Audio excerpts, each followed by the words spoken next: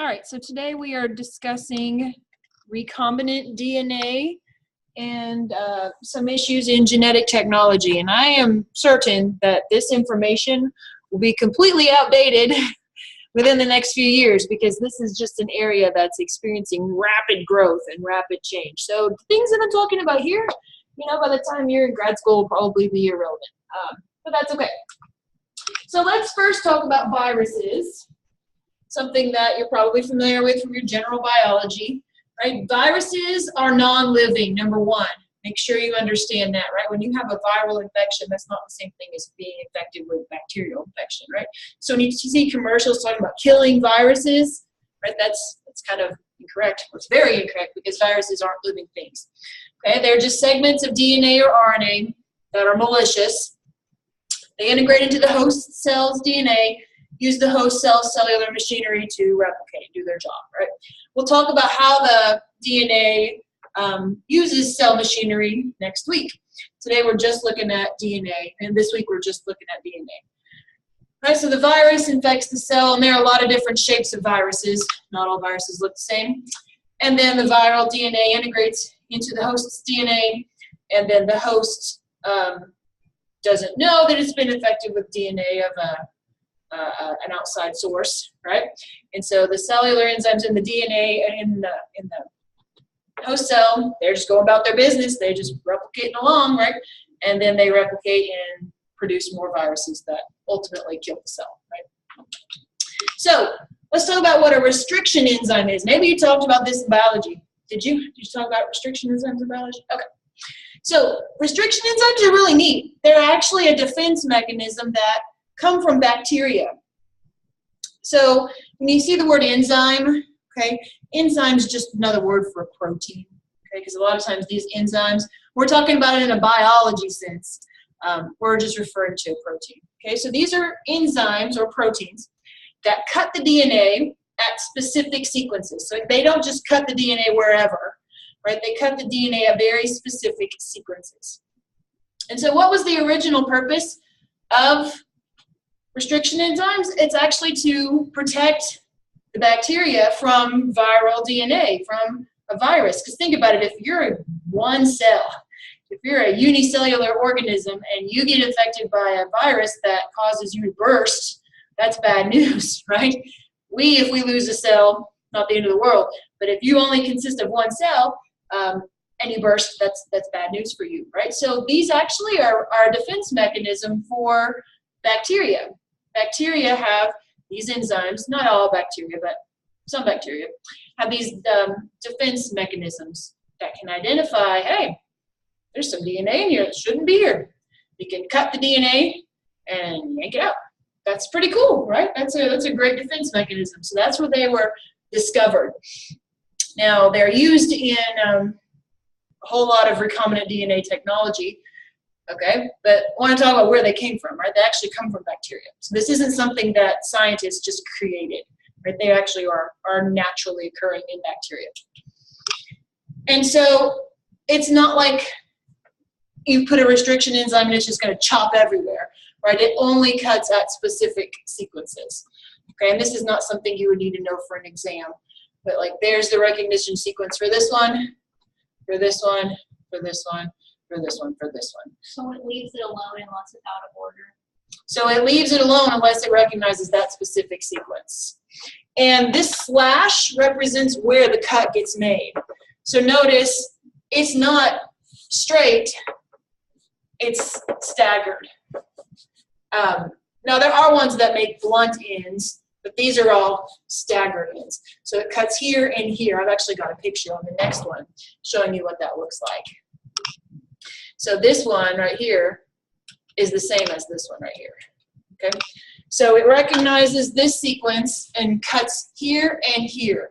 So it makes kind of a stair step, okay? That's called a staggered cut versus a blunt cut, which would just be straight, right? So it makes a staggered cut. And these are called sticky ends, right? Because they're not blunt ends, right? You're cutting it, get that stair step.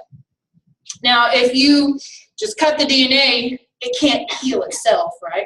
just like when we talked about topoisomerase cutting DNA to get knots and things out, right? You still have to use ligase to put the pieces back together, right? To seal those. You'd still need ligase. Okay, so restriction enzyme cuts, and then if you want to put it back together, right, these are not self-healing. You have to use a ligase to put them back together. But anyway, scientific community said, hey, this could be useful to us, right? Because let's pretend that I want to modify a gene. A gene is just a segment of DNA that codes for a specific protein. Okay, we'll talk about that really great detail on Monday. So if I'm a molecular biologist and I say, I want to modify a genome, right? Well, if I could cut the DNA and have a way to put my modification in, and then have a way to seal it back, I can modify the gene. And that's exactly what happens in recombinant DNA. That's what the recombinant stands for, okay? If you see it represented like this, rDNA, right, that's recombinant DNA. So DNA from one organism is inserted into another, or maybe you just take native DNA and you modify it in some way. And then the modified gene is used by the cell. It doesn't know it's been modified, right? It's just going about its business. So a plasmid, you see this word plasmid, that's just a piece of DNA. Okay, it's just a circular piece of DNA. So you've got your DNA plasmid containing the gene that you're interested in, all right? And then you dissolve the membrane, and then you add your restriction enzyme. Now you can't add any old restriction enzyme, right? If you want it to be cut at a specific spot, you need to pick the restriction enzyme that's going to cut the gene where you want it to be cut, right? Because if the insertion is in the wrong place, as we'll learn on Monday, when transcription and translation occur, that's going to affect the gene. I mean, that's going to affect the protein. So you can't just chop it wherever. You need to know, where does my protein need to be modified so that I can modify the DNA at that spot. So you pick your restriction enzyme, chops the plasmid, okay, you get your sticky ends, and then you get your gene that fits in the piece, right? So not only do you need to pick the correct restriction enzyme and pick the correct place to cut, you also need to then make the gene that you're inserting or the modification that you're making match, right? It needs to match those sticky ends. So that goes in, and then you have to use ligase to seal it up, right? Because you can't just put tape on it. And then now you've got bacteria that take it up from the medium that they're growing on, to take it up. And then those bacteria say, all right, I'm just going to go about my replication. It doesn't know it's been modified, right? And so you get modified cells with the new modification to the genome. Does this make sense? Makes sense. Did you talk about this in biology a little bit at all? Okay. And so there are a lot of therapeutic products from rDNA. The one that was first of importance to us was human insulin. It's been modified using rDNA. And so this is something that you're going to actually be talking about to me as an assignment. And so we're not going to spend too much time talking about these ones. This is just a figure from the textbook. Let's also talk about DNA fingerprinting. So if you watch those forensics shows, right? Oh, DNA at the crime scene. That's usually what we're referring to here. Okay, so what happens here? You have a sample, a DNA sample. You got a hair or skin piece or whatever, right? You obviously digest the cell and all that good stuff. You get just to your DNA level. You use a restriction enzyme. Again, restriction enzymes cut at specific spots. Right, so you chop it up into smaller fragments. And then those fragments get sorted by size. Then you use a radioactive isotope that will adhere to specific sequences in those pieces. And it'll make a film. It'll make a pattern, a fingerprint, which will be unique to each person. So this is one of the ways you can identify the bad guy, right, using the DNA. But before you can do any of that, you need to amplify your DNA. Because if you find one hair at a crime scene, that's one sample, right? If you're going to do something that's going to stand up in court, right, you want to be confident that this is the right lab work that you've done. And so you want to make multiple copies of your DNA before you start testing it, right? Because if you've only got one sample and then you botch it, well, now this is bad news, right? You want to make lots and lots and lots and lots and lots of copies of it so you can do multiple trials, yes? So DNA amplification is done by what's called polymerase chain reaction, PCR.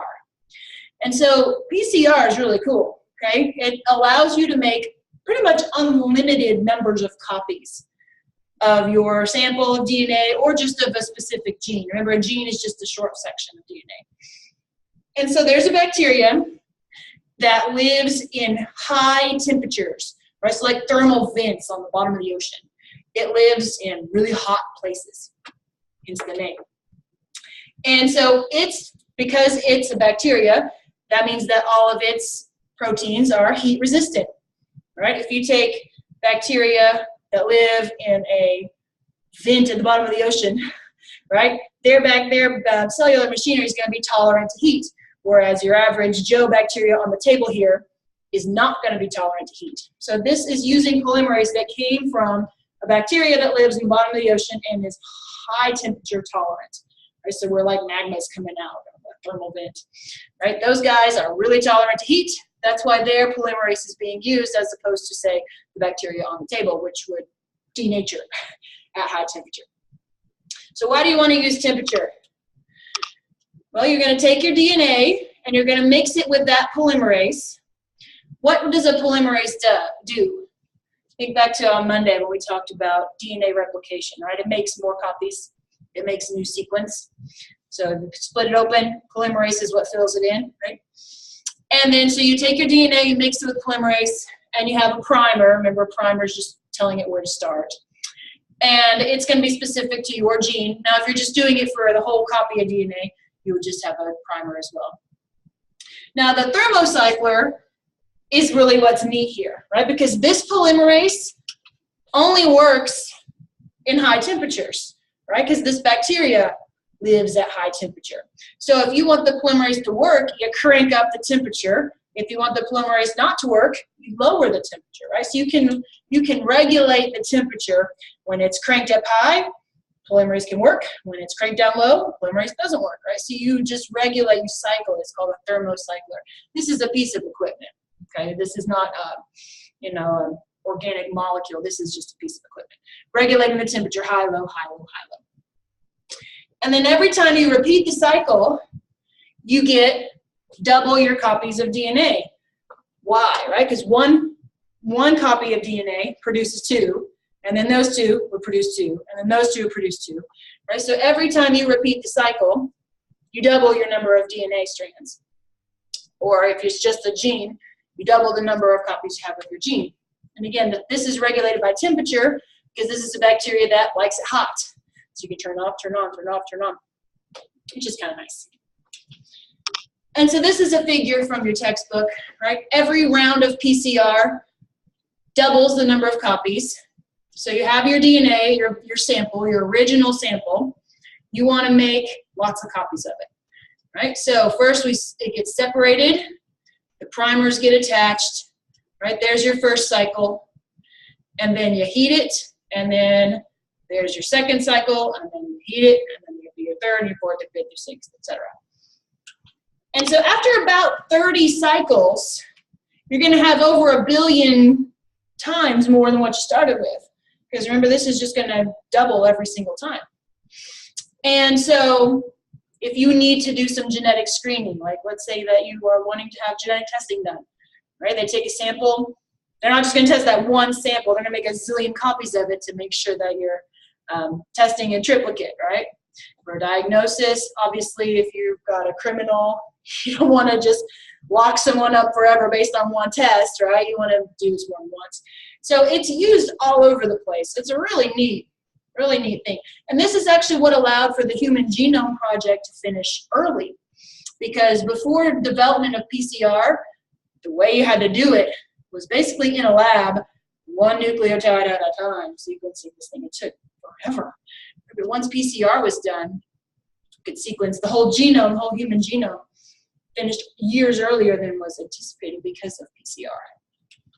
So that's all that I've got to present on rDNA and genetic technology. That's all you're responsible for in terms of test questions.